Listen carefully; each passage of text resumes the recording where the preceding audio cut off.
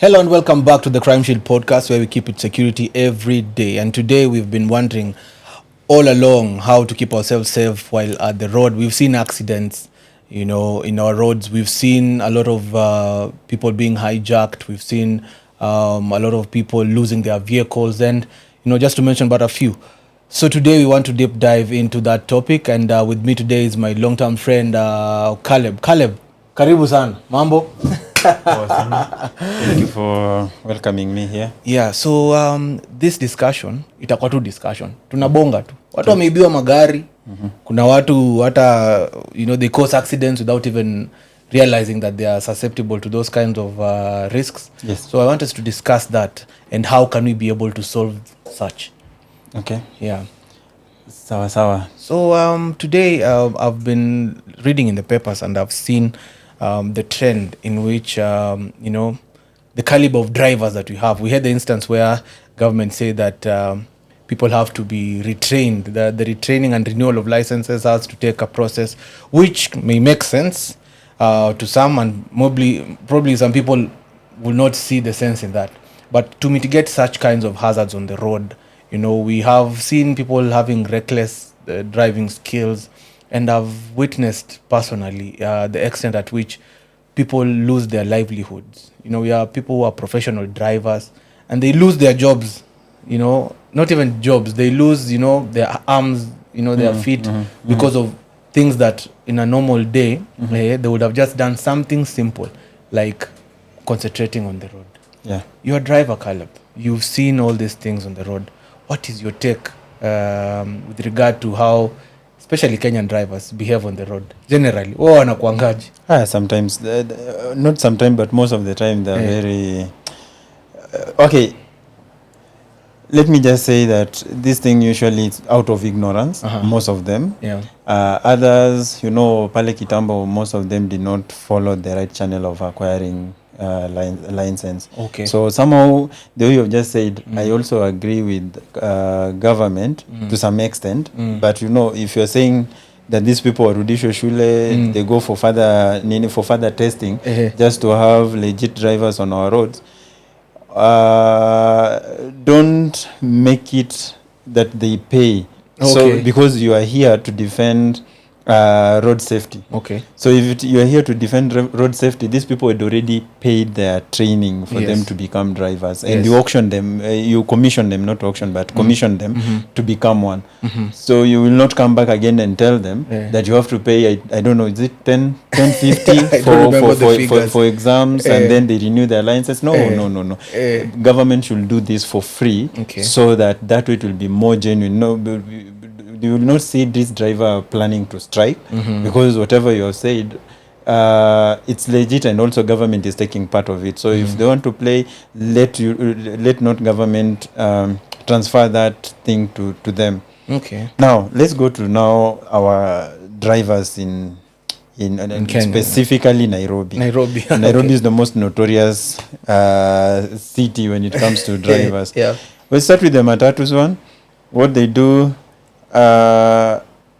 wanapenda kuimpose fear to motorists, especially private cars. And even bikes. Yes. Akiona mtu andudhi hapo anamwekea anamwekea. Yeah, such kind of horns. And for them, they don't know what they're also causing. They're traumatizing, especially with ladies. They traumatize, they impose a lot of fear to these ladies, and they feel like we are not I'm not good in driving.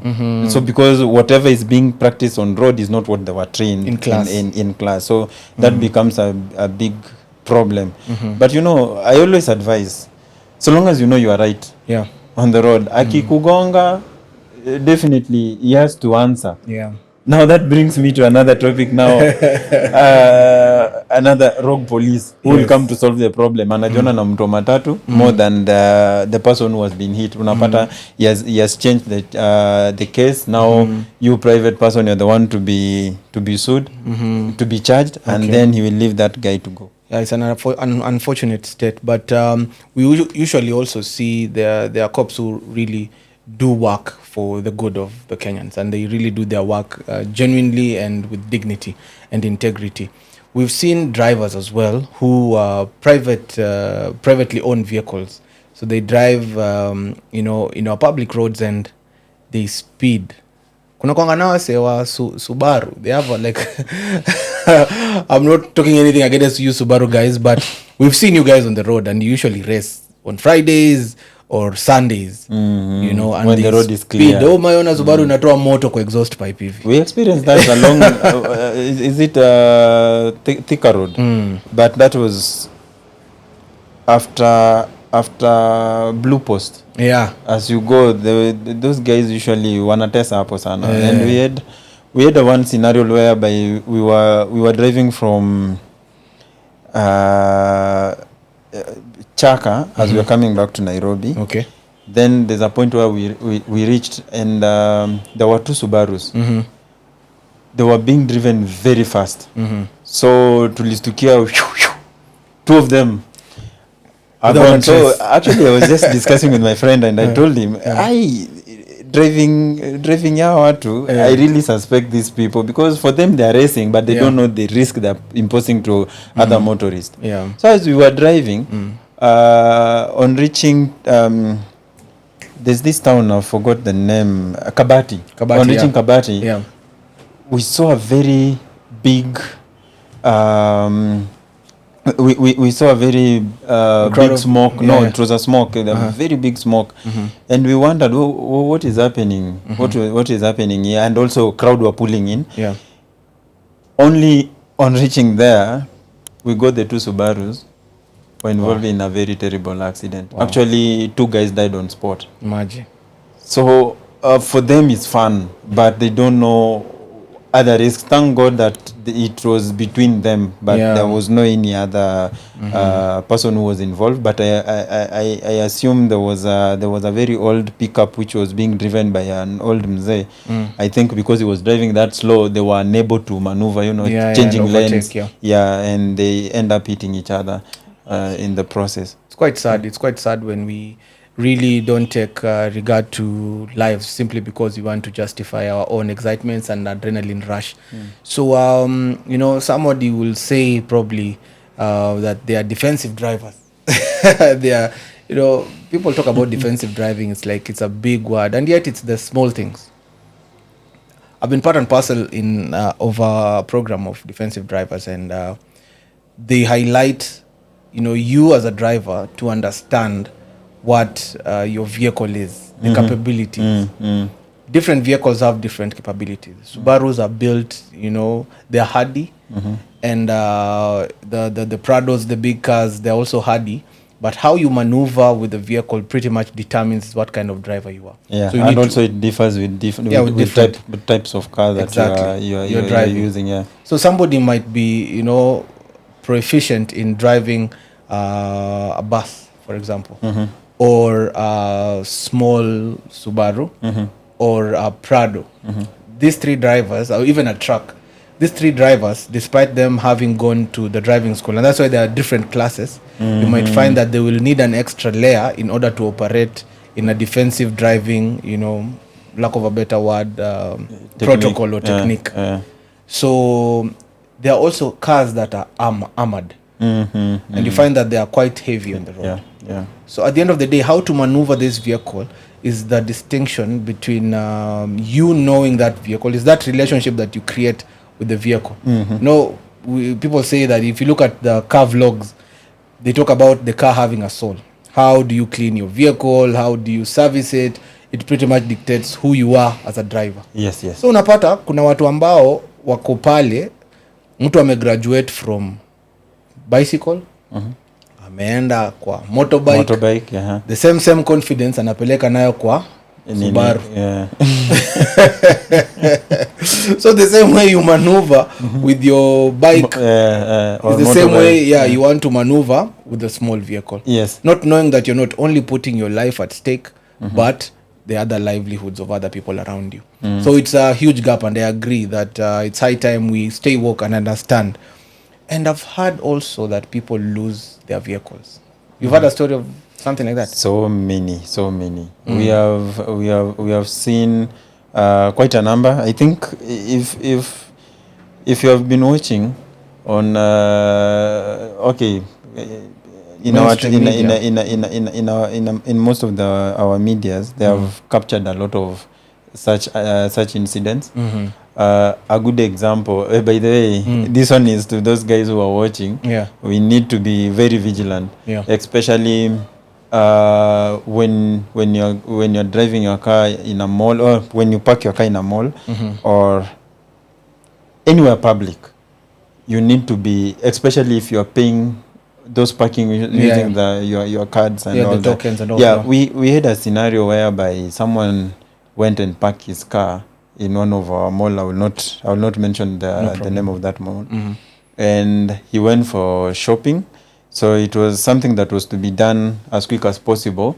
Pick some shopping from the supermarket, get into one of those fast food restaurant, pick some piece of chicken, and then go back and leave the place, because he was actually in a hurry. So it wouldn't take time. It won't take time. So what he did,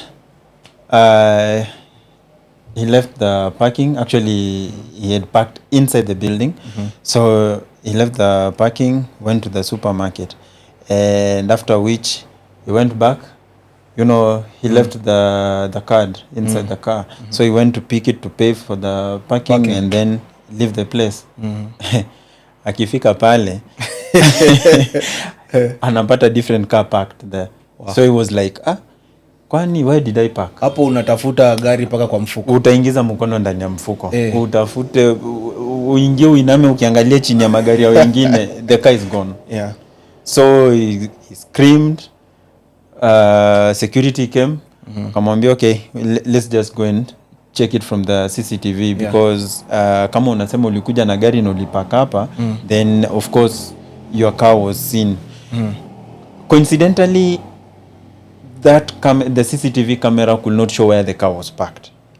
The only thing they captured is how when it was driven in and out. So when they saw that thing, they told him, I think gari yako imeibiwa. Can you imagine? So he was confused, and probably that car was still under a facility. You never know. It's a huge investment. Yes.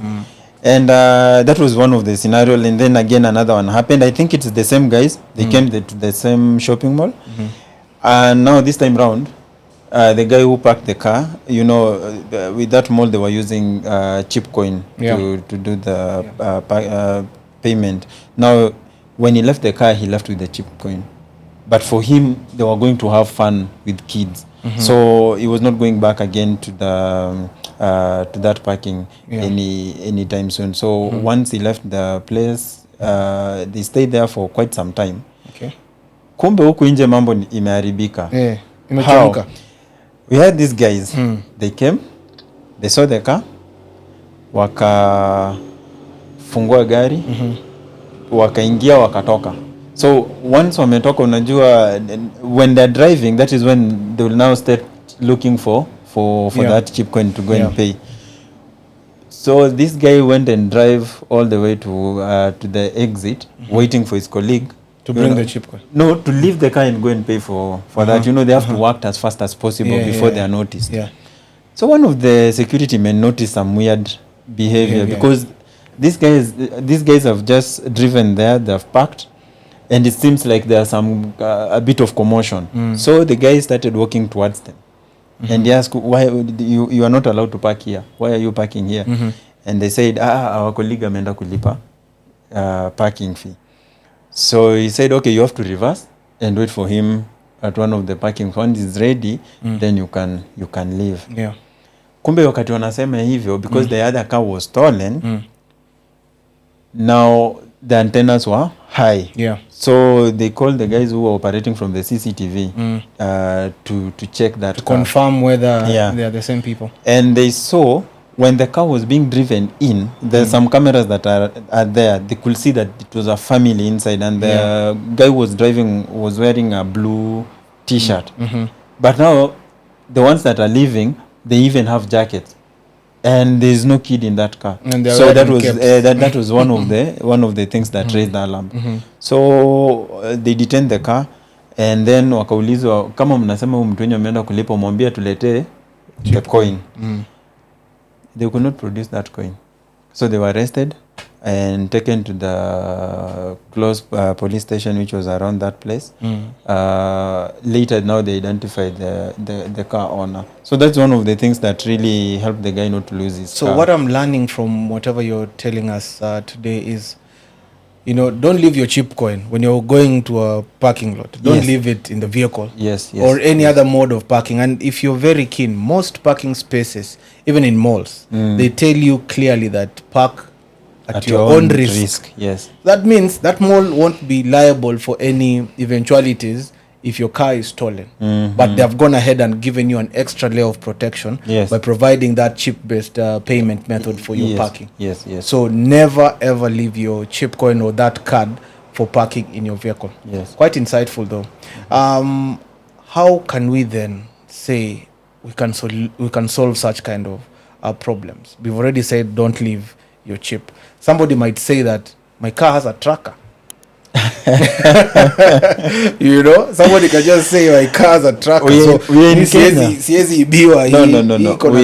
We are in Kenya. And being in Kenya, that means Kenya is a let me just use a simple word, is a technological country. Actually, our generation, so wanaitwa Generation Z.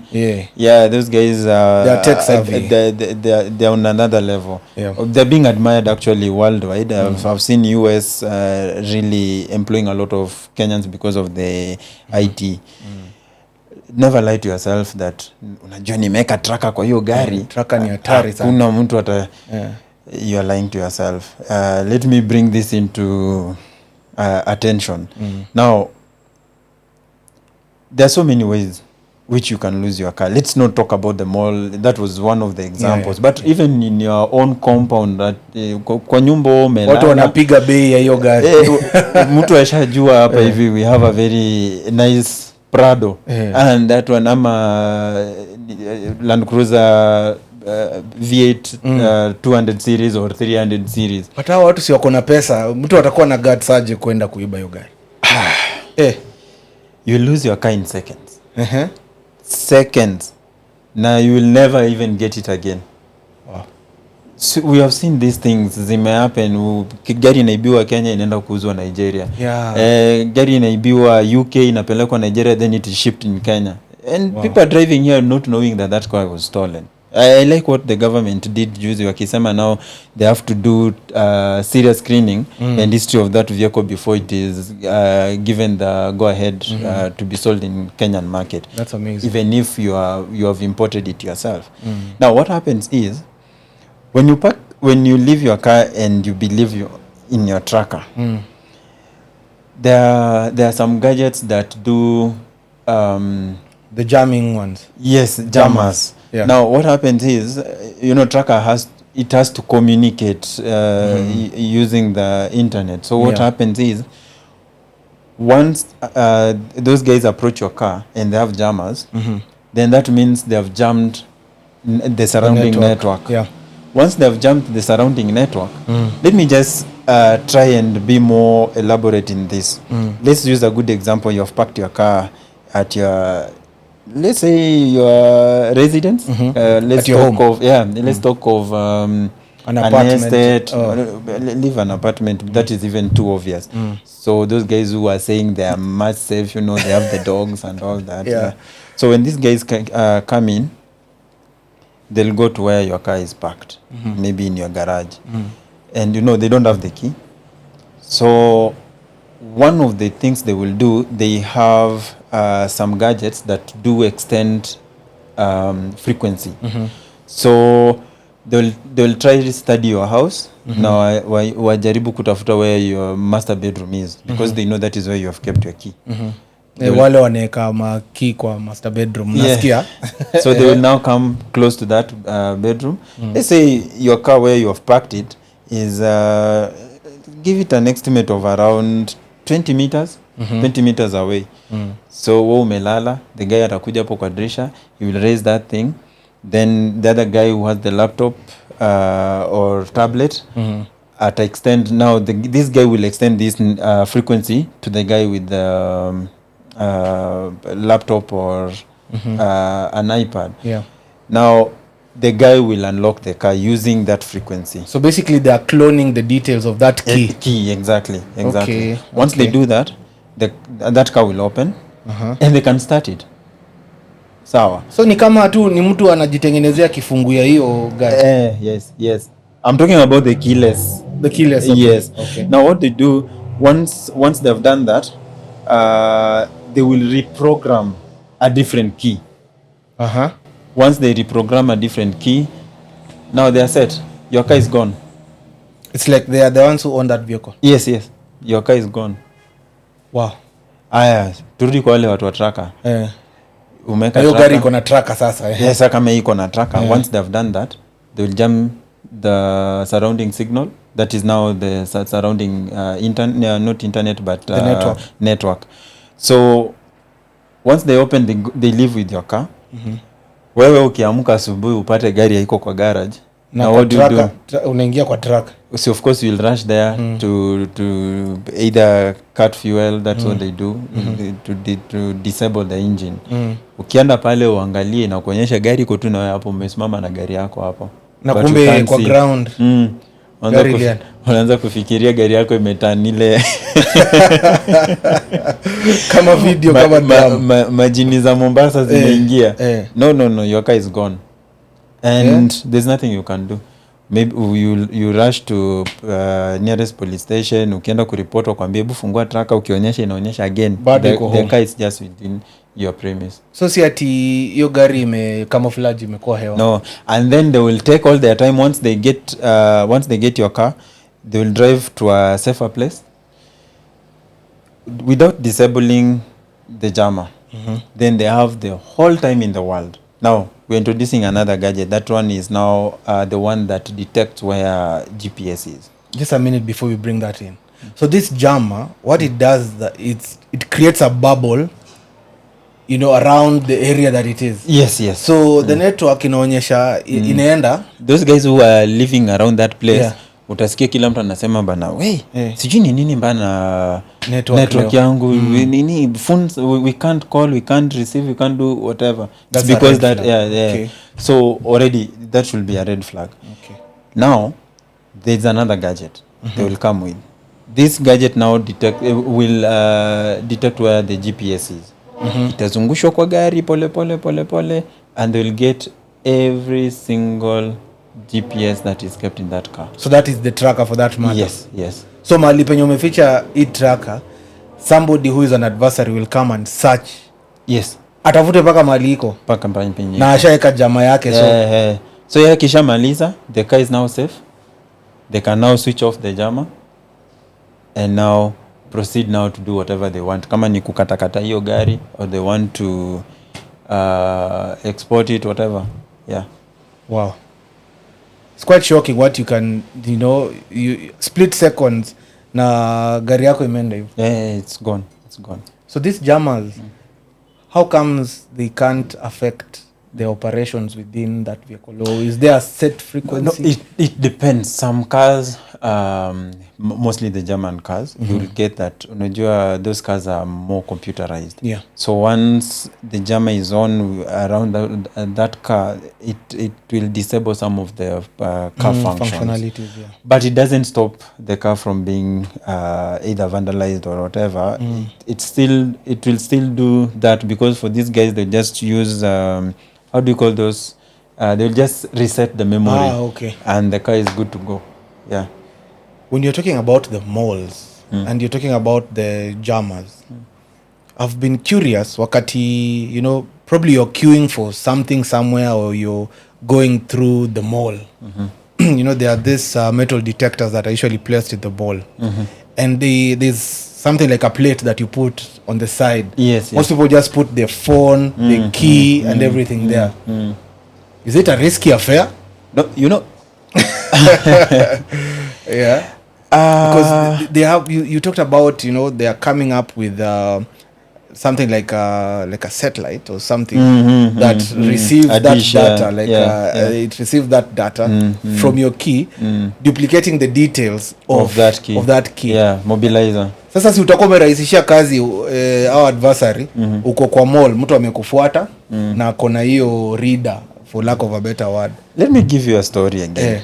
It's not only that, is the one that I've just used, ni zile zinatumika mostly when they go to someone's residential place. Okay.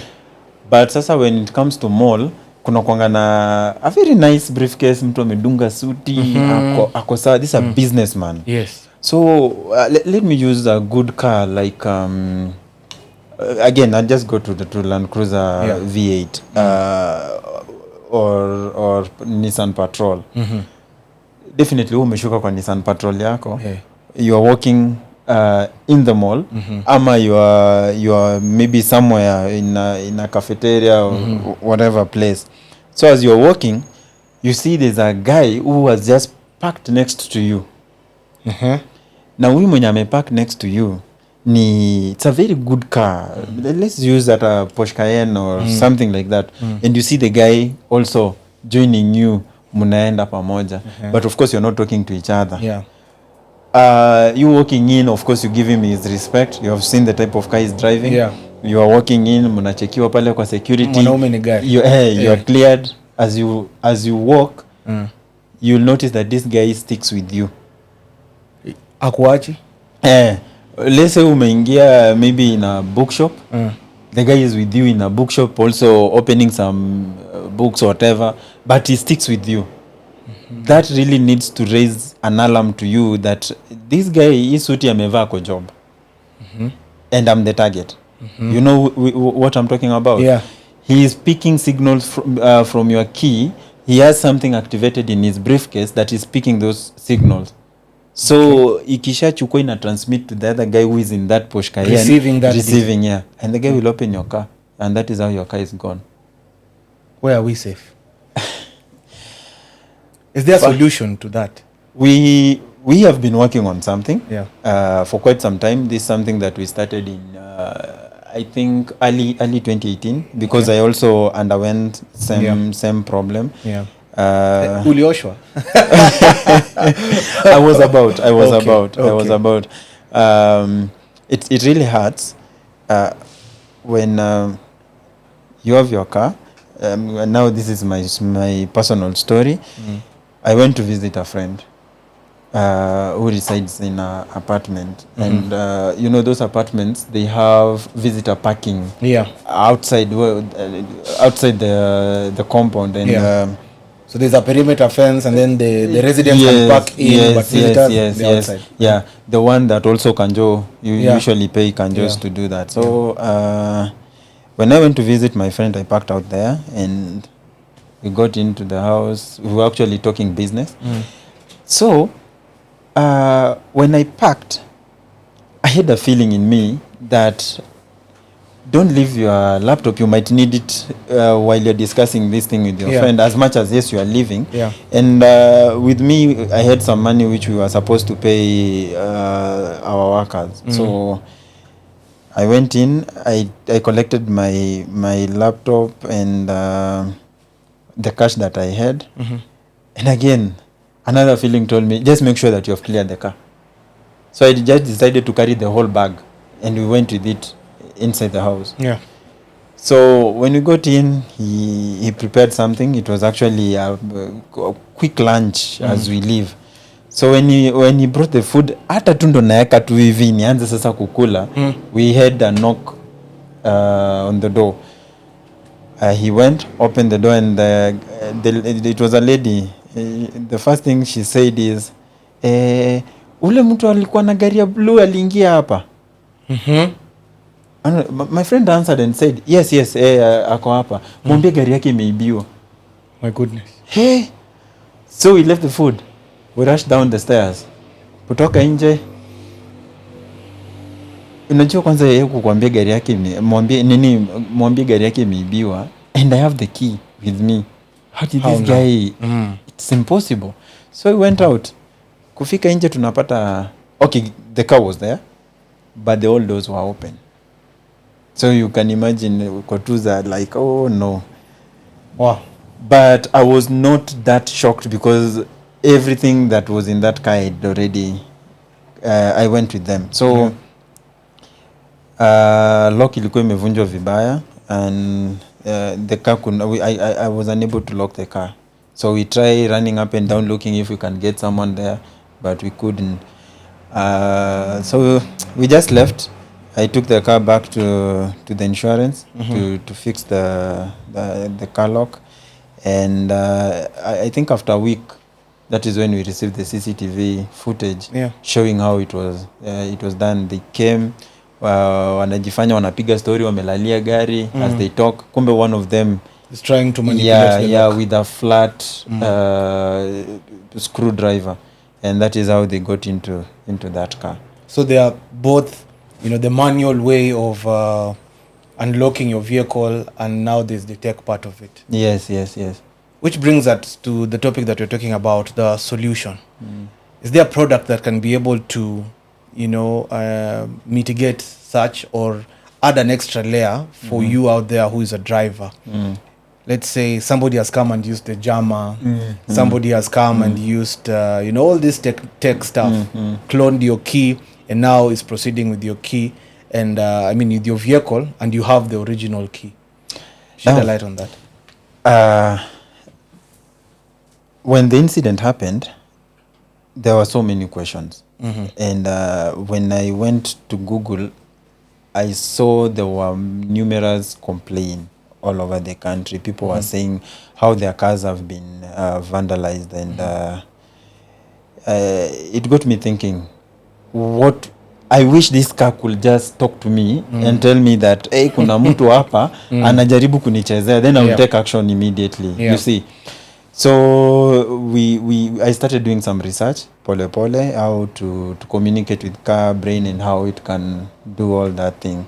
Then I got another strike again, where I parked my car where I live. I went to sleep. Actually, I was just coming back from safari. So when I went and parked the car, that time when I got home, it was around 1 a.m. in the morning. So definitely I was so tired. I drove for very long distance, so I was very tired. So I went and slept, only for my neighbor to come and wake me up in the morning saying, hey, yani ulikuja na vio, ulikuja na gari bila vio. So I was like, how? I parked the car, I remember hata nilinua vio zote juu. So because I was so tired, I just, kama imefanyika, acha tu niende nione what has happened. Kufika kwa parking, kuangalia gari, no side mirrors, ni mawaya nimeachiwa hivi zishike network. They're all gone. Now actually I had that alarm. Nikalenga nikijua maybe dogs or cats, the way they usually but mostly dogs and cats, they usually do that. So mimi nililenga nikijua ni hiyo. And now I said, no, enough is enough. I'm not. You decided to become an event. Yes. And now that is when we got deep into our research, and we started developing something whereby now my car can talk to me, send me a message and tell me how the day it is. You see, I can hear what the car is, what is happening in my car, both out and inside. So we did our first pilot project, and it came out really successful. Though we missed some few things, of course. When you're inventing something, it doesn't just happen once. It takes time. So we had around, if I remember well, I think we had around 136 attempts which failed completely, and also funds. It was very kulipa watu IT is not easy, especially those guys who do programming. Watu wako too expensive. But finally it was out. We did the first one. At least my car has it. And nasikia vizuri sana, because anytime you touch that car, I can see you, and I can even hear what you are doing there. So amazing. I can give a call to someone who is around there, nimwambie kuna mtu anacheza na gari hapo, shughulika. There's something you talked about, jammers. Yes. At the end of the day, for this thing to communicate, I have to use how do you call it, GSL, whatever, the SIM card. Yes, to do the communication. Now, once you switch on a jammer, that's it. Nothing, even your phone cannot work. Yeah. So how do you maneuver on that?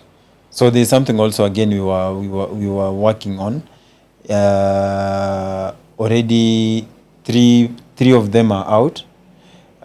We are waiting to.